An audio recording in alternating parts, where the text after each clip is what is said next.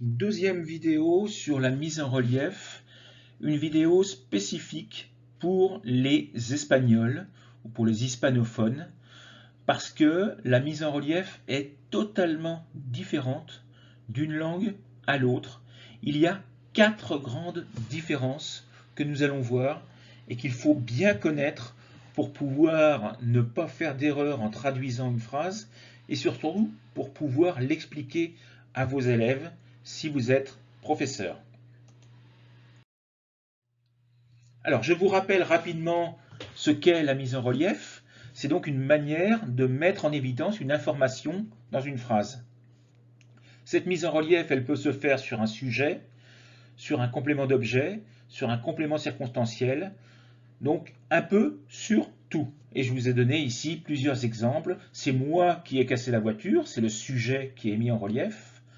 Ce sont les chiens que j'ai vus dans le chenil, c'est le COD qui est mis en relief. Attention, quand le COD est mis en relief, le participe passé s'accorde en genre et en nombre avec lui, puisqu'il est placé devant. C'est à ton père que je veux donner ce cadeau. Donc là, c'est un COI que nous avons mis en relief. C'est en été que fleurissent les glaïeuls, un complément de temps. C'est à Paris que se trouve le musée du Louvre, un complément de lieu. C'est ainsi qu'il faut travailler, un complément de manière.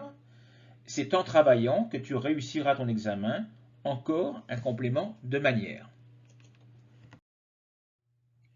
Voyons maintenant les 4 grandes différences entre la mise en relief en français et la mise en relief en espagnol. Tout d'abord, le temps utilisé sur le présentatif n'est pas le même. Alors quand je dis présentatif, c'est le c'est ou le ce sont qui sont en début de phrase. Nous allons voir que le temps utilisé n'est pas le même en français et en espagnol. Deuxième grande différence, la conjugaison du verbe de la principale. Troisième, la répétition de l'élément mis en relief. Et quatrième, la syntaxe de la phrase, c'est-à-dire l'ordre des mots. Alors, le temps du présentatif, tout d'abord. En français, le présentatif, il doit toujours être conjugué au présent de l'indicatif, quel que soit le temps utilisé dans le reste de la phrase. En espagnol, au contraire, les deux verbes seront conjugués au même temps. Je vous ai donné ici 3 exemples. Fue en Almería donde fui de vacaciones. Fue, fui. Nous avons à chaque fois un pretérito perfecto. En français, le premier c'est sera au présent, le deuxième sera au passé composé. C'est à Almería que je suis allé en vacances. Deuxième cas, era mi padre el que me llevaba al colegio. Era, llevaba, nous avons un imperfecto. En français, nous allons utiliser dans le premier un présent et dans le deuxième un imparfait. C'est mon père qui m'emmenait au collège. Troisième cas, un futur cette fois-ci. Será a tu madre a quien tendrás que dar estas flores. Será, tendrás, futuro simple. C'est à ta mère que tu devras donner ces fleurs. C'est présent, devra, futur simple. Donc ça, c'est la première grande différence entre les deux langues. Alors, voyons maintenant à quelle personne conjuguer les verbes. Parce que dans la mise en relief, en français, nous avons un c'est devant. Donc un pronom CE, qui est l'idée en C apostrophe, mais le CE est dans la troisième personne du singulier. Donc le verbe être va toujours se conjuguer à la troisième personne du singulier ou du pluriel. Mais en espagnol, il n'y a pas ce pronom se. Et le verbe être va se conjuguer à la même personne que le sujet qui est derrière. Donc, fui yo quien hizo, le fui se conjugue à la même personne que le yo. Alors qu'en français, il va se conjuguer au singulier, troisième du singulier. C'est moi. Et par contre, hizo va être conjugué à la troisième du singulier, quel que soit le yo.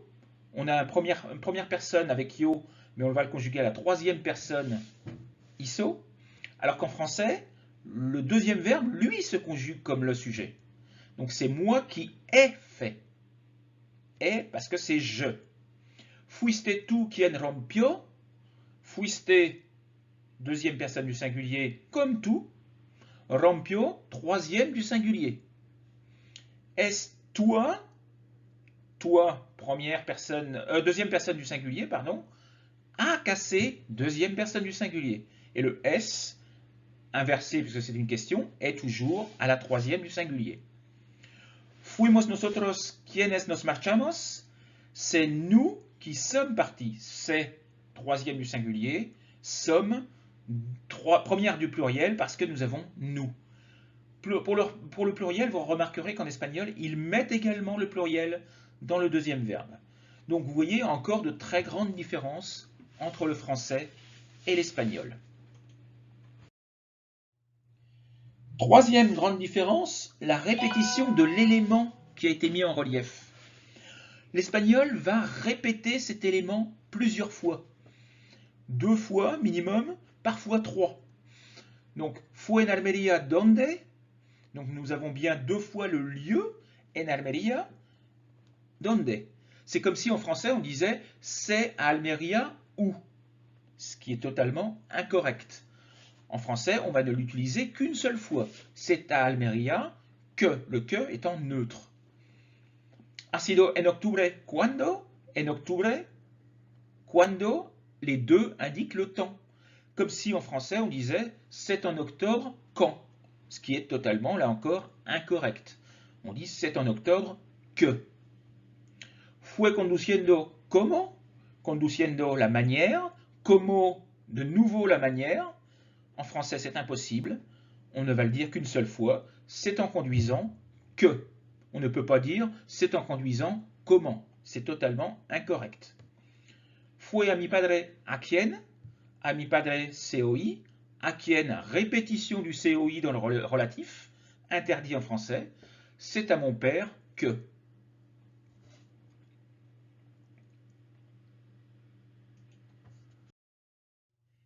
Dernier point de différence entre l'espagnol et le français, on va le voir sur 2 pages, parce que je vous ai mis un autre exemple derrière. Donc en espagnol, l'ordre des mots n'est pas fixé à l'avance. Il est possible de les mettre dans un ordre un peu différent et même d'éluder certains mots. Par exemple, era a papa a quien yo le contaba. Donc le yo, il n'y est pas normalement. Donc era a papa a quien le contaba. Sous-entendu, yo. Donc déjà, le sujet est éludé en espagnol. Era, c'est, a papa, a quien, que, les contaba, répétition du COI qui est interdite en français. Donc on ne va pas dire c'est à papa que je lui racontais, ce n'est pas français, on ne peut pas répéter le COI, donc que je racontais. Deuxième cas, vous voyez que là l'ordre change totalement. Así lo fotografió su padre. Ici, le présentatif en espagnol est éludé. Il disparaît. Donc, on aurait pu dire fue así como lo fotografió su padre. Mais ici, le présentatif a été totalement supprimé en espagnol. Il faut le répéter, il faut le mettre en français, c'est obligatoire. On ne peut pas dire ainsi son père le photographia. C'est totalement incorrect. Donc, on va dire c'est ainsi que, donc les présentatifs et le relatif sont obligatoires en français. Lo fotografió su padre, on inverse en français, son père le photographia, ou le prit en photo. Troisième cas, en España fue donde tuvo lugar el accidente. Vous voyez que là encore, inversion du complément de lieu, en España, en Espagne, inversion du présentatif, et puis inversion du sujet et du verbe également. Dernier cas, leyendo será como tú conseguirás aprender el francés. Là encore, il y a eu une inversion du présentatif et du complément de manière. Et il y a eu élision du sujet en espagnol. Donc vous voyez 4 grandes différences qu'il faut absolument connaître pour pouvoir ne pas faire d'erreur et surtout et c'est là le problème pour beaucoup d'entre vous, c'est pour arriver à repérer une mise en relief en espagnol. Parce que vous l'avez remarqué, à la page précédente, parfois le présentatif fue donde, fue como, fue cuando, etc. est éludé, disparaît en espagnol. Mais il est là. Il existe et c'est une mise en relief. Donc si vous voulez le traduire en français, il faut remettre ces mots qui n'ont pas été écrits ou dits en espagnol. Donc c'est ça un petit peu la difficulté, de bien arriver à repérer en espagnol quelles sont les phrases mises en relief pour pouvoir les traduire correctement en français. Donc rappelez-vous bien de ces 4 règles-là et vous arriverez à vous en sortir avec la mise en relief. Je vais vous fournir pour mes élèves des exercices spécifiques de traduction pour bien arriver à repérer les mises en relief. À bientôt, au revoir.